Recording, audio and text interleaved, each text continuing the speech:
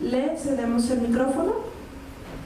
Bien, muy buenas tardes. Vamos a ver si por ahí encontraron la presentación. Bueno, en tanto le encuentran, yo les agradezco mucho, sobre todo a la Asociación Civil Frente Social Independiente que dirige el doctor Efraín Sánchez Cruz. Les agradezco muchísimo la invitación a este foro, sobre todo en un tema tan sensible como es la igualdad de género y la prevención de la violencia. Esta me la, pero si la regresa a la primera, por favor. Y bueno, me da mucho gusto estar en esta mesa con compañeras tan queridas desde hace muchos años. Nora, de verdad, Nora y las compañeras, que se me fue su nombre, pero bueno. Miren, hoy no sé cuánto tiempo tengo, 20 minutos me dijeron. Bueno, por lo siguiente, mire, yo quisiera hablar de dos aspectos que me parece que son fundamentales. Si bien mi tema, como veo, es equidad de género, yo quisiera variarle un poquito, si me disculpan, porque me parece que tenemos que estar enteradas de las cuestiones de violencia que pasa en Veracruz y si se ha cumplido lo que la compañera comentaba, la maestra Patricia Burto, que me parece muy importante que ella haya tocado el tema de la ley de acceso, porque esos son los compromisos que el Estado mexicano y el Estado de Veracruz ha hecho para poder erradicar este grave flagelo que es la violencia contra las mujeres. Pero ¿qué está sucediendo? ¿Se ha cumplido lo que dice la ley? Miren, me tocó, siendo directora del Instituto Veracruzano de las Mujeres, impulsar junto a compañeras de la sociedad civil la ley de acceso de las mujeres a una vida libre de violencia. Y bueno, tenemos ya casi 10 años de haber impulsado esta ley y me parece que hay demasiados retos que están pendientes. Voy a tocar dos temas. Miren, uno que tiene que ver con lo que está sucediendo en este momento y las movilizaciones en la sociedad civil en cuanto a la violencia de género o la violencia contra las mujeres. Y el otro tema que me parece fundamental, que es qué se ha hecho desde la legislación, desde el poder legislativo, para el avance de las mujeres, la igualdad de género y la prevención de la violencia, porque me parece que es importante que mujeres y hombres sepan qué se ha hecho en la legislación y para qué les sirve lo que se trabaja en el Congreso, porque a veces pareciera que tampoco se hace nada, y bueno, sí es importante que ustedes lo vean si nos da tiempo. Bueno, este viernes se conmemora el 25 de noviembre, Día Internacional contra la Violencia, seguramente eso ya lo comentaron aquí, pero ¿qué significa ese día? Bueno, significa que todas las autoridades de todos los ámbitos de gobierno deben reflexionar sobre los avances que se han tenido para prevenir, atender, sancionar y erradicar la violencia, pero además de qué avances se han tenido, cuáles son los retos que están pendientes. La que sigue, miren, yo les voy a dar rápidamente un panorama tan solo de este año. Miren, en Veracruz, en este año, se ha superado la violencia de los años anteriores, en materia sobre todo de feminicidios. Hasta el momento, y bueno, con el asesinato de otra mujer el día de ayer, van 162 mujeres que han sido privadas de la vida en el estado de Veracruz. 3 de ellas, ustedes lo supieron, en la capital de aquí del estado, y 2 en Tuxpan, una madre con su bebé de apenas, me parece que 2 años, que fueron asesinados.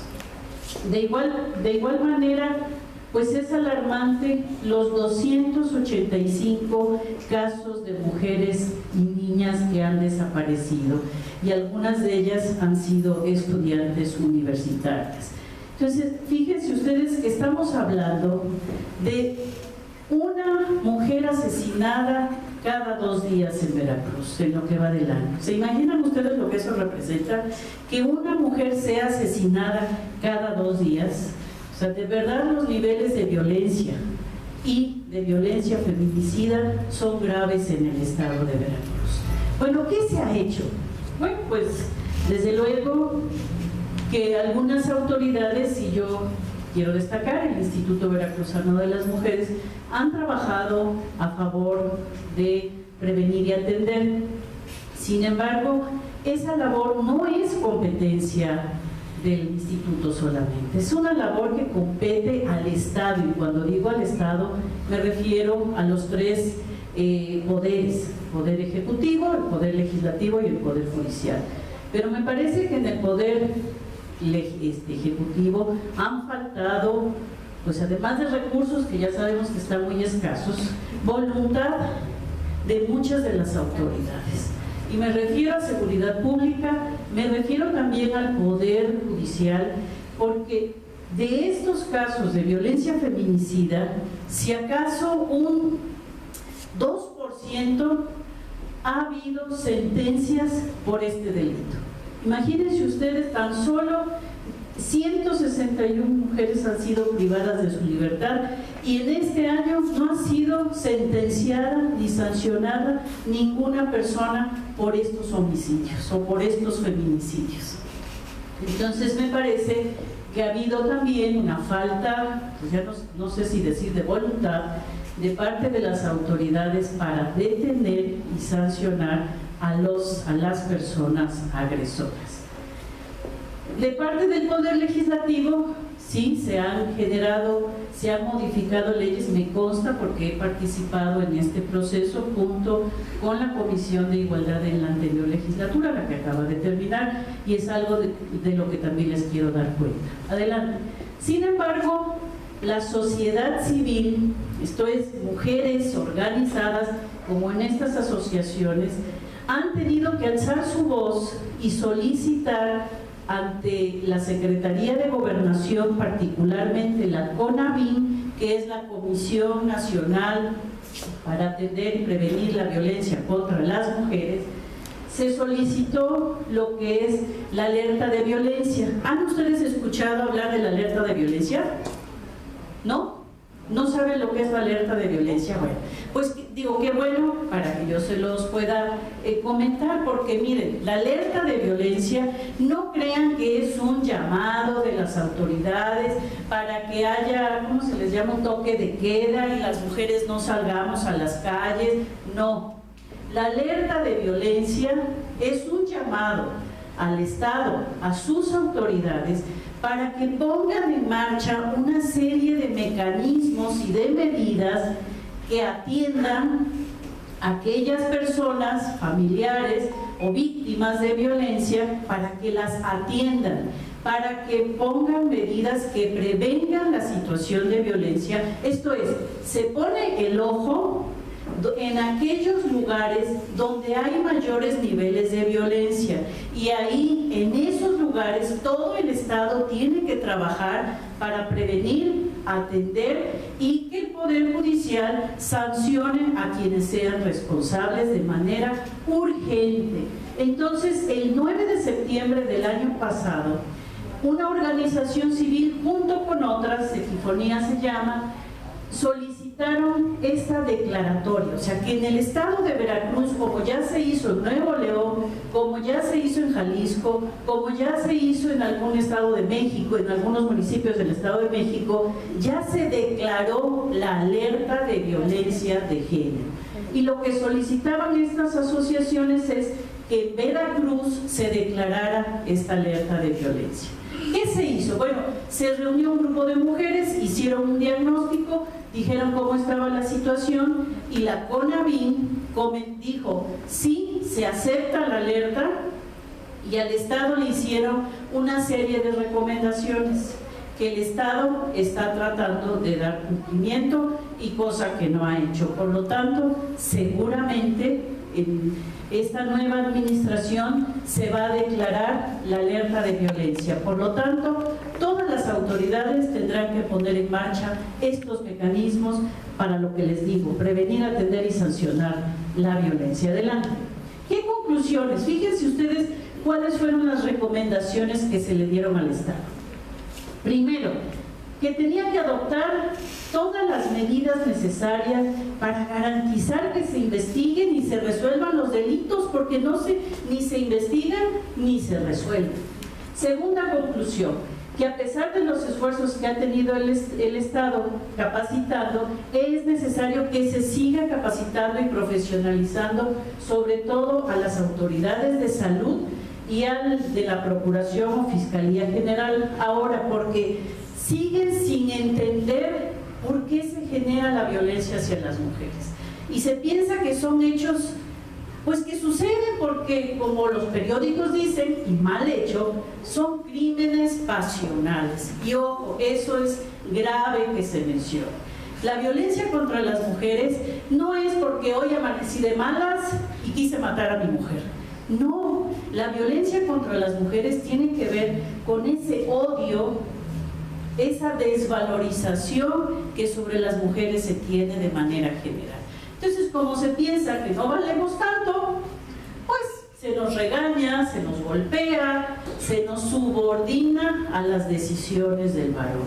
Y algunos varones piensan que pueden llegar a asesinar a sus mujeres, como lo hemos visto en los últimos días. Policías que han asesinado a sus mujeres porque creen que los están engañando. Imagínense ustedes el grado de odio que se puede tener hacia las mujeres para cometer este tipo de delitos.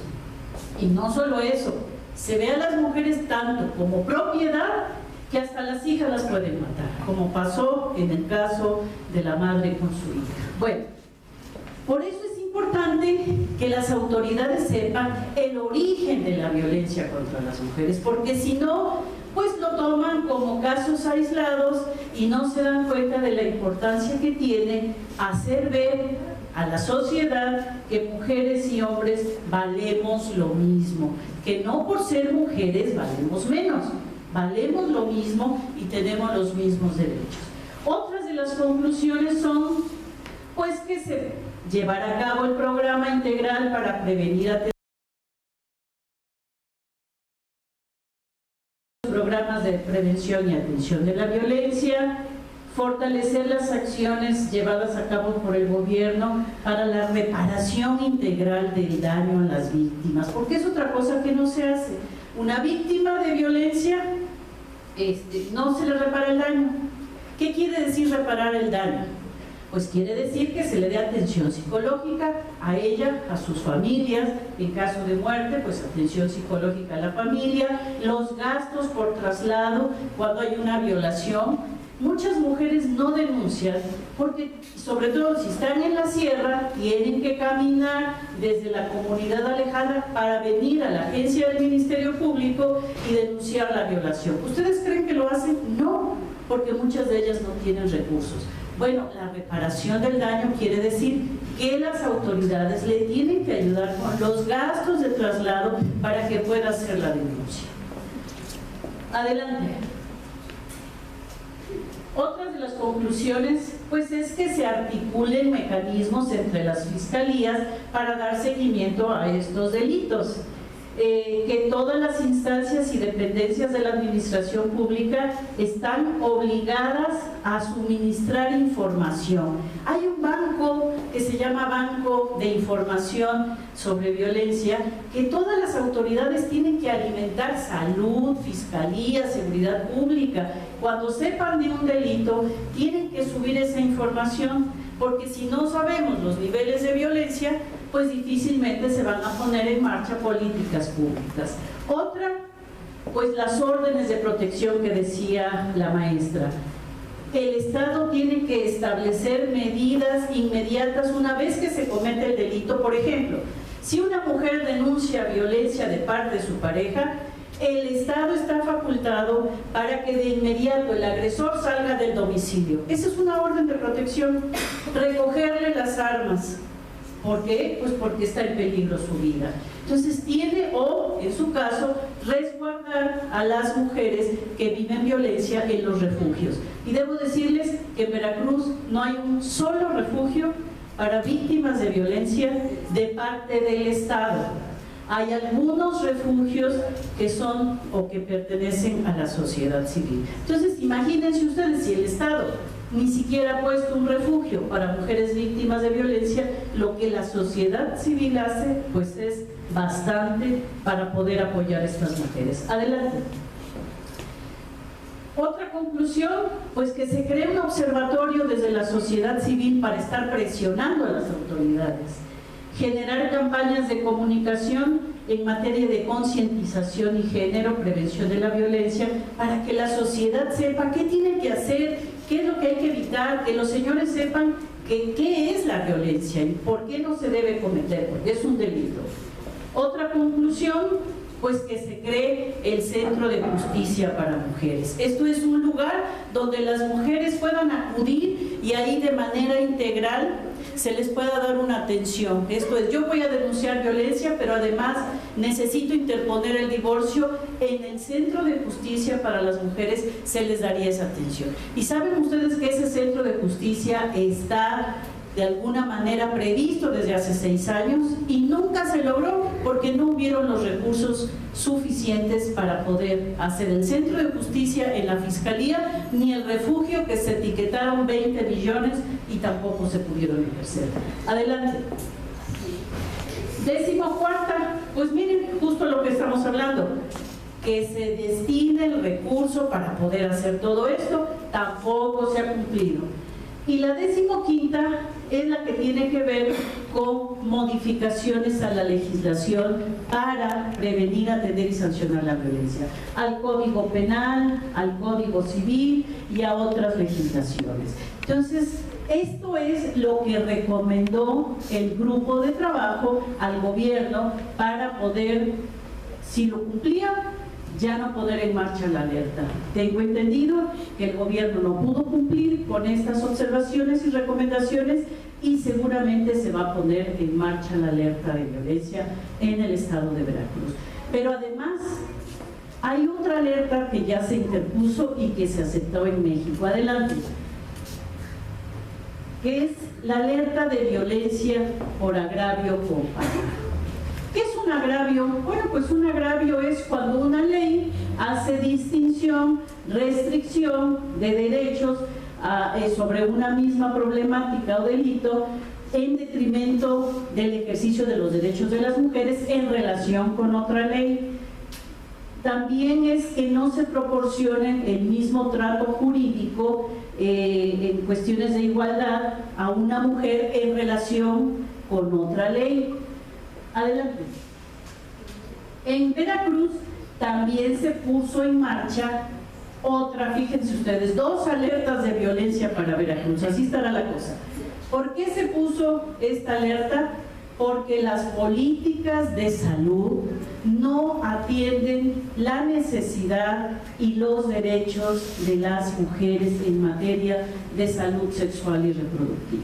Veracruz, de los estados con mayores niveles de embarazos en adolescentes.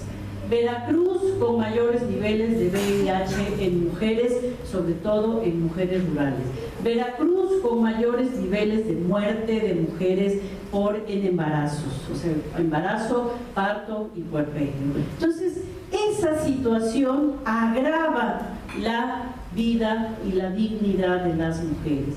Por otro lado, el segundo agravio que se aceptó en México fue porque el Código Penal no garantiza a las mujeres la interrupción del embarazo, sobre todo en los casos de violación. Ya lo decía la doctora, hay una norma, ella decía la norma 190, ya cambió, es la 046 ahora, antes era 190, ahora es la 046, y esa norma dice, y ustedes lo deben saber como sociedad civil, porque seguramente tienen a muchas mujeres integradas a la asociación, es que las autoridades de salud están obligadas, fíjense ustedes, están obligadas a cuando una niña, joven o mujer fue víctima de violación y por esa violación queda embarazada, a interrumpir el embarazo. Ya no es necesario que haya una determinación del Ministerio Público.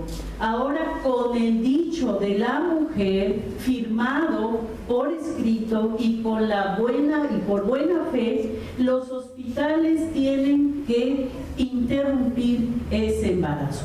¿Por qué hay que interrumpirlo?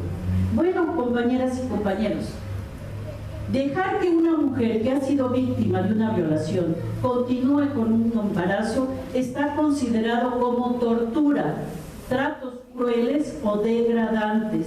Imagínense ustedes a una niña víctima de una violación y tener que llevar un embarazo durante 9 meses, que le esté recordando constantemente ese hecho que es traumático. Entonces, las autoridades de salud tienen la obligación de interrumpir ese embarazo y si no lo hacen, están contraviniendo la ley.